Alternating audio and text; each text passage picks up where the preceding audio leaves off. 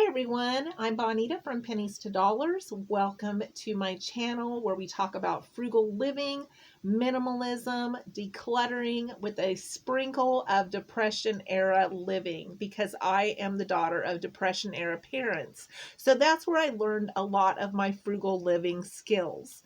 So today we're going to talk about whether or not you've had people be a little fussy with you about living frugally.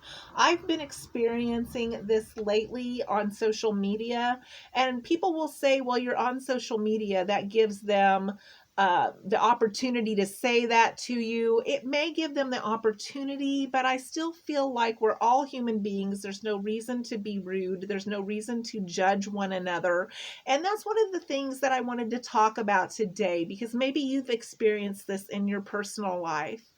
I, for one, with my friends and my family, have not really experienced this. My family and friends understand that I'm frugal. They know I've always been frugal. They've seen the way I live, and they know that I'm not going to change. Many of them have even shown that they've been envious at times because I've been able to save money for vacations and do some things that they haven't been able to do. So they understand the value in what I do and how I choose to live my life. And that's one of the things I wanted to pass on to you if you are experiencing this. You have the right to make your own choices. Don't let other people push you into making choices that are going to cost you money or put you in debt just so that you meet their standards. Who sets these standards anyway? That's one of the things that I sit back and think about. We set our own standards, but a lot of times we let others raise those standards and expectations in our own personal lives. And some of those standards and expectations are the reasons that we end up spending more money. There's many frugal decisions that I've made in my life that other people would not make. And some of them have peer pressure attached to them. For instance, I've driven dented cars plenty of times in my life. I've driven dented cars because I didn't see the value in spending the money to fix a dent when it didn't affect whether or not the car operated the way that it should. Why should I spend money that could be spent in actually keeping something operational in my home on an appearance issue with my car? So yes, I've been known to drive dented cars. And many people will say, well, why would you do that? It doesn't look good. Whether or not it looks good doesn't affect whether or not it gets me to work and back. So that's one of the things that I have not let other people influence. Another thing is I am thinking about letting my hair go gray. I've noticed that every time I start moving in that direction, people will make comments on social media about you need to color your hair.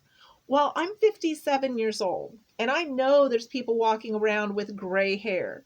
And I keep thinking, I think I'm ready. I think I'm ready to make that transition. It's a lot of work.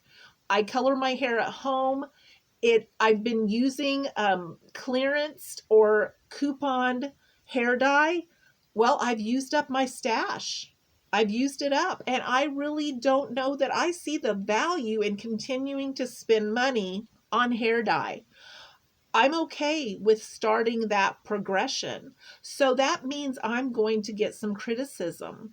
So those of you that have let your hair go gray, let me know how that transition went for you. Did you get a lot of comments from people?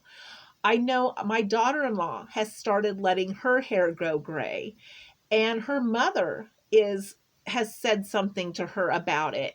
And I told my daughter-in-law, I think that's more your mother's perspective about where she's at in life than where you're at in life. Because I know when my son's beards started turning gray, I looked at my husband and I said, am I old enough to have a son that has gray in his beard?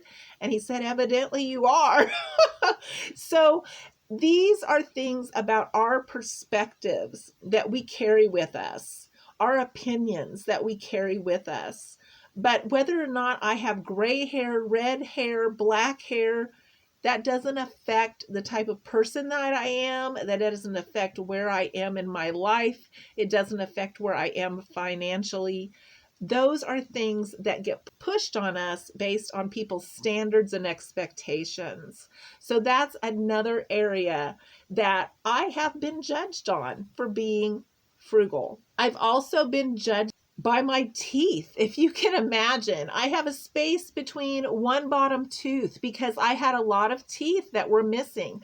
I spent a lot of money getting as many teeth as I could repaired, but I'm not missing a tooth. And I will get people to say, why don't you get that tooth fixed? Why don't you? I'm not missing a tooth. I have a space between my teeth, but I'm not missing a tooth.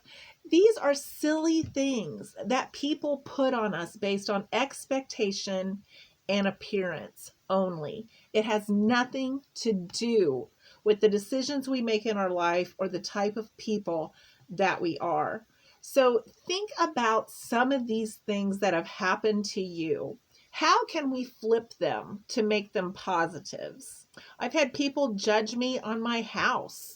I got judged here a while back because I shared that I had one closet in my whole house, and they said, well, why don't you upgrade to a better house? That is so sad that you live in a house with one closet. Like, the fact that I had one closet made a difference in the value of my daily life. It does not. It is absolutely silly that someone would think that. There are people living in tents, in cars, in hotels. And my husband and I remind ourselves all the time, we may live in a 1907 farmhouse that is drafty and has a lot of faults, but we are so blessed. We have a roof over our head. We have shelter. We live in the country. We have wide open area outside when we step outside. We are blessed. So the age of your home, the condition of your home, all of those things can be judged based on other people's standards. If you are making decisions based on your daily life and your daily income that meet your needs, there is no reason to be embarrassed about that or feel like you need to raise that to other people's standards. I've mentioned many times that if you're feeding your family at the end of the day and you're meeting that goal and people are going to bed with their tummies full, there is no shame in that.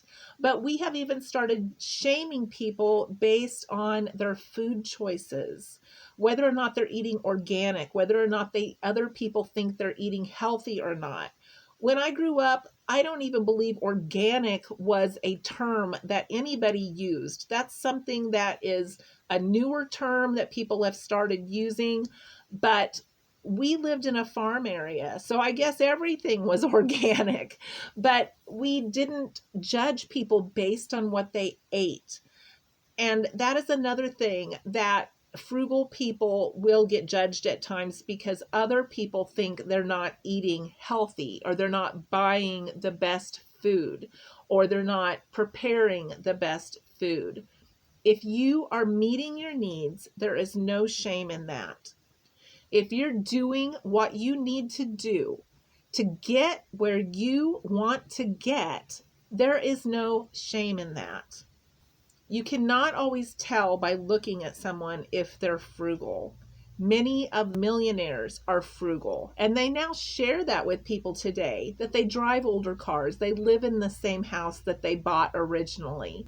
That doesn't mean that we judge them. A lot of people will look at them and say, wow, you have so much money, why don't you upgrade? Because they didn't see the need to live up to other people's standards. When I grew up, we even shared bath water. My mom graduated in 1948. My grandma got electricity in 1948. That means that they were pumping water, bringing it in, heating water, and then putting it in the bathtub for people to use. That was a lot of work. And when they first started digging their own wells, they were nervous about how much water was being used because they never used that much water before. And so each person having an entire tub full of water to them seemed like a waste. So we continued to live the way my parents had been raised. We continued to share bath water. And I was the first one that would go in because I was the youngest, luckily. And then it went from there. And my dad was always the last because he was considered the dirtiest because he worked on the farm. But Dad was always worried that that water well might run out of water and there was no reason to be wasteful. So we would share bath water. These things were done behind closed doors, is the point I'm trying to make. Other people didn't know that we shared bath water. Other people didn't judge us based on the fact that we shared bath water because they didn't know about it. Not everything you do has to be known about, has to be judged by others. You can do what you need to do to meet your needs. And I have a video called Move in Silence to Meet Your Financial Needs. I'm going to link that because it talks about how when you are meeting your financial goals, that you can move in silence because not everyone needs to know what you're doing to meet those goals. So I hope that you have enjoyed this video. I hope that maybe it's made you think a little bit about whether or not you're living to other people's standards or whether or not you've been judged because you are living frugally. And I hope that you will continue to meet your own internal goals to do what you need to do with what you have, because living frugally is all about us meeting the goals that we have set for ourselves, not what someone else has set for us. So I hope you've enjoyed this video and I hope to see you in the next one. Have a great day.